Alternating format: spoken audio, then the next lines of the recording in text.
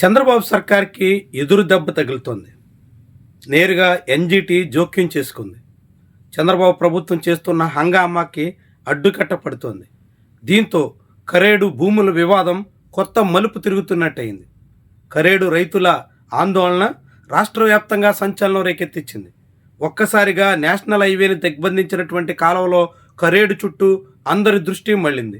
ఆ తర్వాత కరేడు విషయంలో చాలామంది మౌనం దాల్స్తున్నారు. ముఖ్యంగా కరేడు ప్రాంతాన్ని పరిశీలిస్తానని, రైతులకు అండగా ఉంటానని చెప్పిన విపక్ష నేత జగన్మోహన్ రెడ్డి కూడా ఆ ప్రయత్నం చేసిన దాఖలాలు. దాంతో షిరిడి సాయి కంపెనీకి చెందిన ఇండోసోల్కి 8,300 ఎకరాల భూమిని కట్టబెట్టాలన్న చంద్రబాబు ప్రయత్నానికి రైతులు బ్రేక్లు వేస్తున్నారు. నేరుగా ఎన్జీటీలో మాలకొండయ్య అనే రైతు ఫిర్యాదు చేయడంతో ఎన్జీటీ స్పందించింది. నేషనల్ గ్రీన్ ట్రిబ్యునల్ ఇప్పుడు ఈ వ్యవహారాన్ని విచారణకు పూనుకుంటోంది. దాదాపుగా 10,000 మంది పైగా రైతులకు సంబంధించినటువంటి జీవనోపాధిని దెబ్బతీసే చర్యగా దీన్ని ఎన్జీటీ భావిస్తోంది. దాంతో ఎన్జీటీ ఈ ఉదంతం మీద విచారణకు ఆదేశించింది. ఈ విషయాల మీద ఈ నెల 12వ తారీఖున చెన్నైలో విచారణ జరగబోతుంది. ఆ విచారణకు హాజరు కావాలని ఇప్పటికే పిటిషనర్ మాలకొండయ్యకు దానికి సంబంధించినటువంటి ఉత్తర్వులు కూడా చేరాయి. అయితే మాలకొండయ్య హాజరవుతారా, ఆయన మీద ఇండోసోల్ కంపెనీ నుంచి వచ్చినటువంటి ఒత్తిళ్ల కారణంగా ఆయన వెనకడుగు వేస్తారా అన్నది ముఖ్యమైనటువంటి ప్రశ్న. అయితే ఆయన హాజరైనా లేకపోయినా ఇప్పటికే ఎన్జీటీ ఈ కేసుని విచారణకి స్వీకరించినటువంటి నేపథ్యంలో దీని మీద కీలకమైనటువంటి నిర్ణయం తీసుకునే అవకాశం కనిపిస్తోంది. షిరిడి విశ్వేశ్వరరెడ్డికి చెందిన షిరిడి సాయి కంపెనీకి గతంలో జగన్మోహన్ రెడ్డి హయాంలో ఇచ్చిన భూములు కాకుండా కరేడు ప్రాంతంలో విలువైనటువంటి భూములను కట్టబెట్టడానికి చంద్రబాబు సంకల్పించారు. అందుకు తగ్గట్టుగా భూసేకరణకు పూనుకున్నారు. భూసేకరణ కారణంగా అనేక రకాల పాడి పంటలతో కలకల్లాడుతున్న నేలంతా నాశనం అయిపోతుంది అంటూ రైతులు ఆగ్రహించారు. రైతుల ఆగ్రహాన్ని పక్కన పెట్టి చంద్రబాబు సర్కారు ముందుకెళ్లే ప్రయత్నం చేసింది. ఇప్పుడు ఎన్జీటీ జోక్యంతో ఈ విషయానికి బ్రేకులు పడుతున్నట్టుగా కనిపిస్తోంది. ఇండోసోల్కి ఇప్పటికే రాష్ట్ర ప్రభుత్వం దాదాపు 15,000 కోట్ల రూపాయల విలువైన రాయితీలు ప్రకటిస్తుంది. అనేక రకాలుగా ఆ కంపెనీకి ప్రయోజనం కలిగించే ప్రయత్నం చేస్తుంది. కారు చౌకగా రైతుల నుంచి భూములు తీసుకుని చాలా నామమాత్రపు ధరకి కంపెనీకి కట్టబెట్టడంతో పాటుగా ఇతర ప్రోత్సాహకాలనే పేరుతో భారీగా షిరిడి సాయికి లబ్ధి చేకూర్చే ప్రయత్నంలో ఉంది.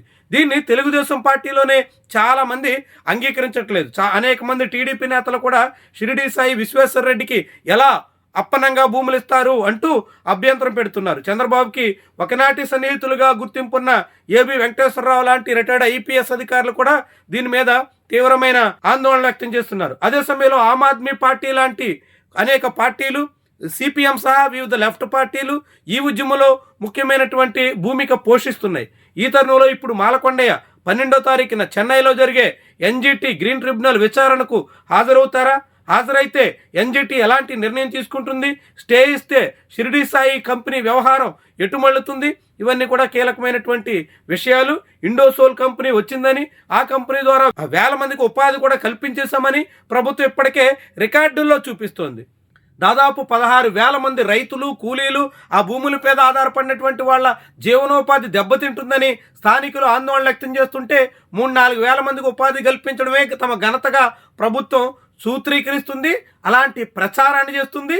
ఇప్పుడు మాత్రం ఎన్జీటీ ఏం చేస్తుందన్న దాన్ని బట్టి చంద్రబాబు సర్కారు నిర్ణయం ఆధారపడి ఉంటుంది.